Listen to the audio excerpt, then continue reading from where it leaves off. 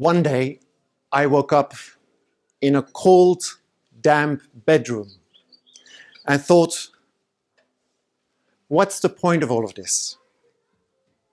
What's the point of life, of living, of doing anything at all? Really, was this what it was all about? A mere struggle to survive day in and day out? I thought, that's preposterous. There must be more. There must be something that must change. I really thought that that was it. Life was just what life was at that time. I pinched myself and thought, am I dreaming? And no, I wasn't. I was still in a cold, damp bedroom at the back of my business. I really felt at the end.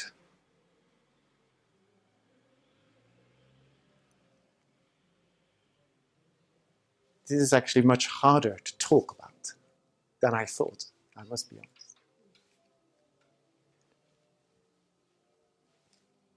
I really thought, what's life? Was this what life was going to give me?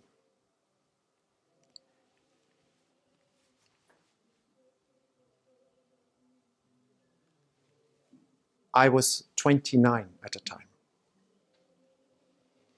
And the thing was that 6 months earlier, I had started a business, a gourmet deli.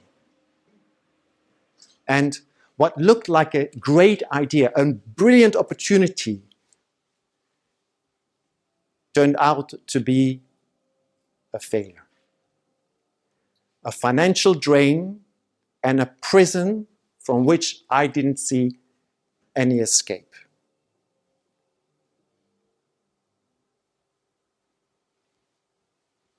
And I really thought of some of the words of my father. When I was 14, my father had told me that he couldn't be proud of me, that I was good for nothing,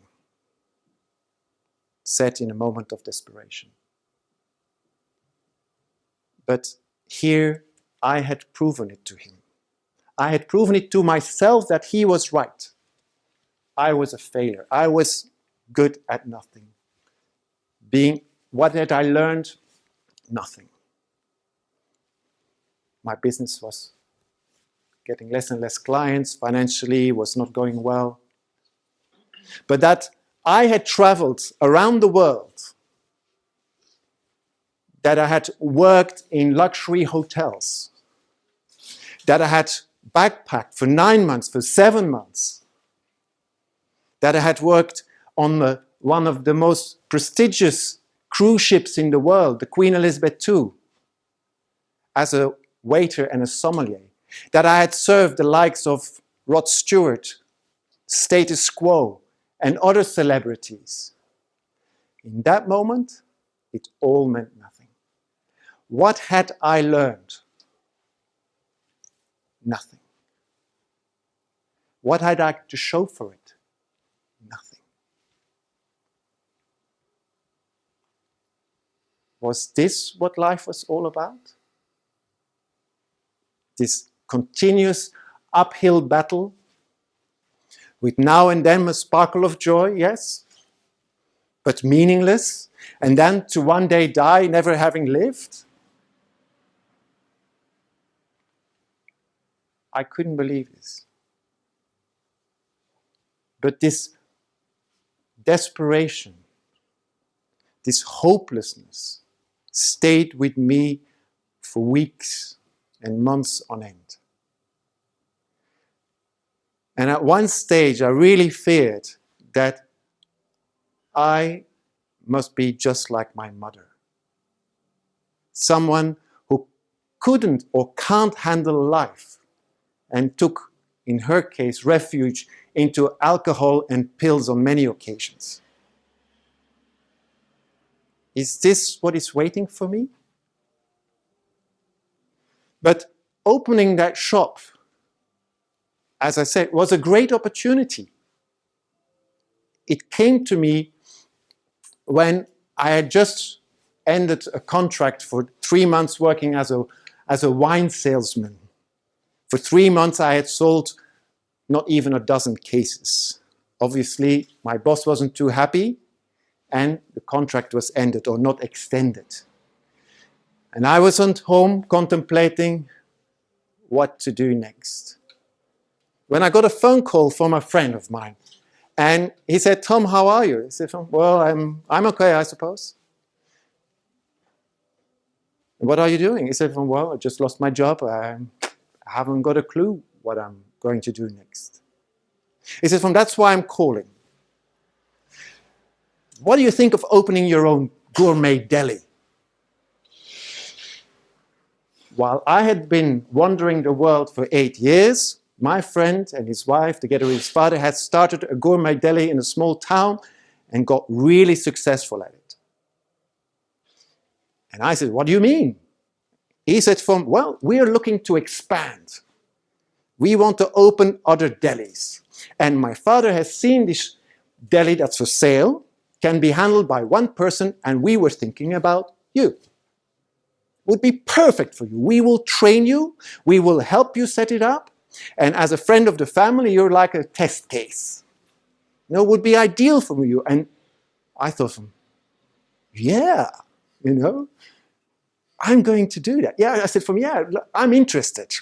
He hung up the phone. I hung up the phone. Yeah, my own deli. That's going to be the thing that's getting me out of this misery. Yes, because here I was, absolutely no clue what to do. And suddenly the universe gives me a deli. Great. So 6 months, not even 6 months later, I opened my deli on 9/9/99. There you go. That was my deli. Opening day. 16 months later, I closed it. It was a complete failure. What I thought was that greatest opportunity that the universe just put in front of me didn't work for me.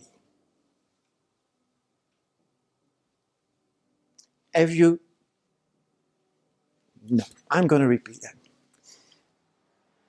In that failure, I learned one of the most valuable lessons that I'm still carrying with me today. And that is, no matter how shiny and appealing, don't follow somebody else's dream.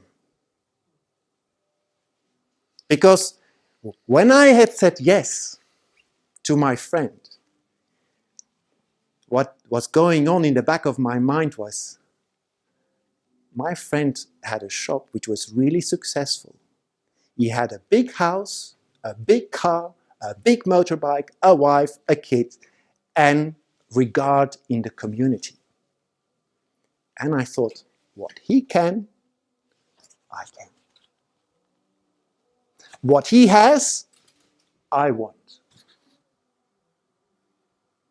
I never thought about if I could do that, if I would like to do that, if that was in my purpose, or if I had the skills to opening a deli, if that really would suit me. I never thought about that.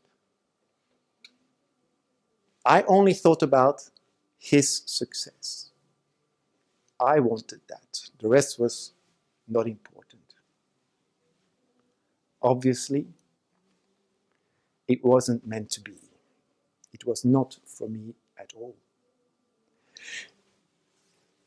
Not even a year before, I had been traveling around the world. And what I didn't realize when I opened the shop, how important freedom was to me. And here I was between these four walls, stuck. 7 days a week. I was living there. And I had perishables, goods that, would go off. The less and less clients that I had, the more I had to throw away. From that moment onwards, I decided, never again will I work with products again. I imagined the next job I must be able to do on a nudist beach. No products. So everything from that day onwards, what I decided to do, can it be done on a nudist beach? No, I didn't do the training or didn't go for it.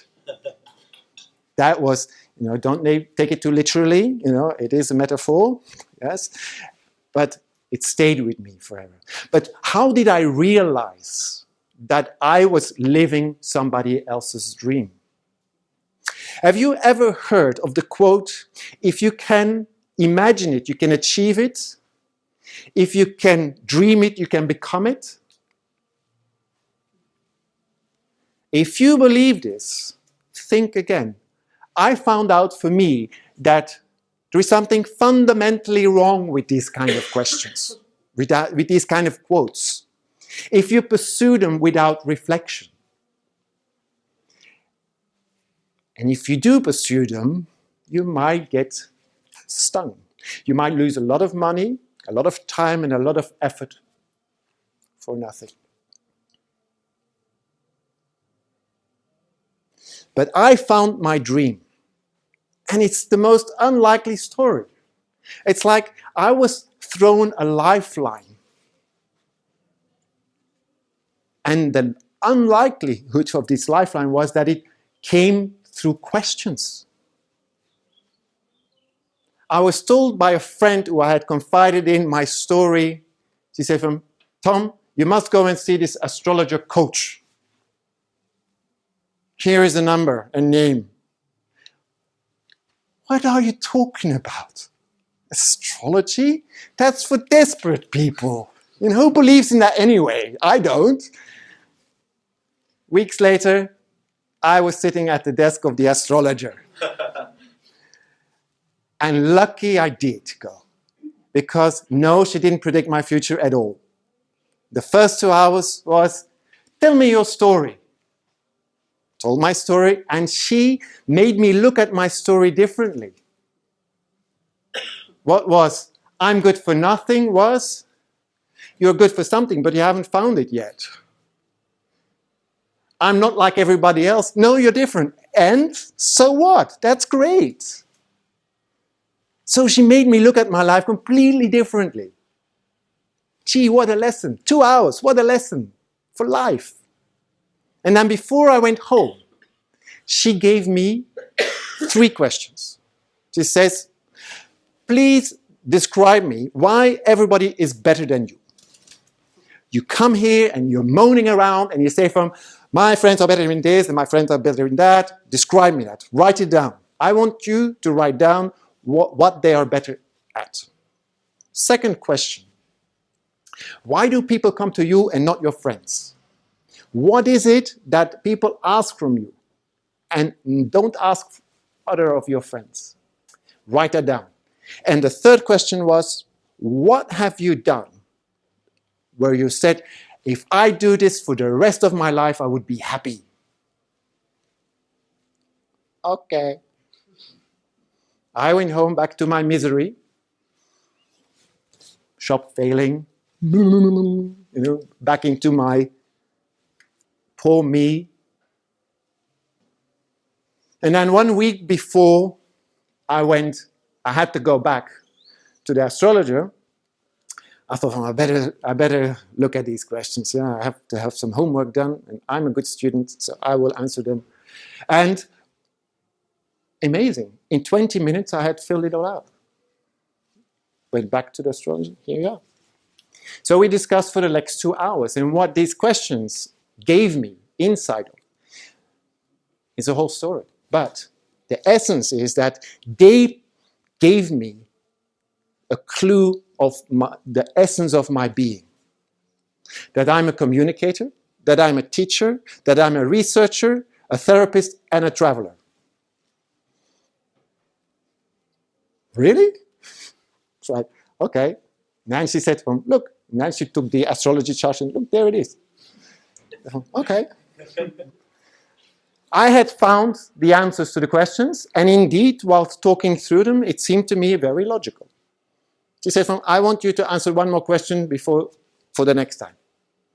So, she gave me another question, and she said, imagine the ideal day in 10 years' time. Dream it, write it down. Go home, poor me, business not working, and so forth. 1 week before I went, better answer this question. It's about the same story, it's like repetition. Again, once I sat down, I had an insight. And that insight was, if this is my potential, communication, teaching, therapy, travel, research, and if that's in that chart, like my birth chart, based on my birthday, my place of birth, my hour of birth, then there must be some kind of predestination. Yeah. So, again, the observer, what would that be if I put it into the future? Okay. So I wrote down, in brief, I am a therapist with a private practice who's asked around the world to give presentations and workshops about a new approach I developed and written a book about. That was 17 years ago. And is today an ongoing reality. From waking up one morning,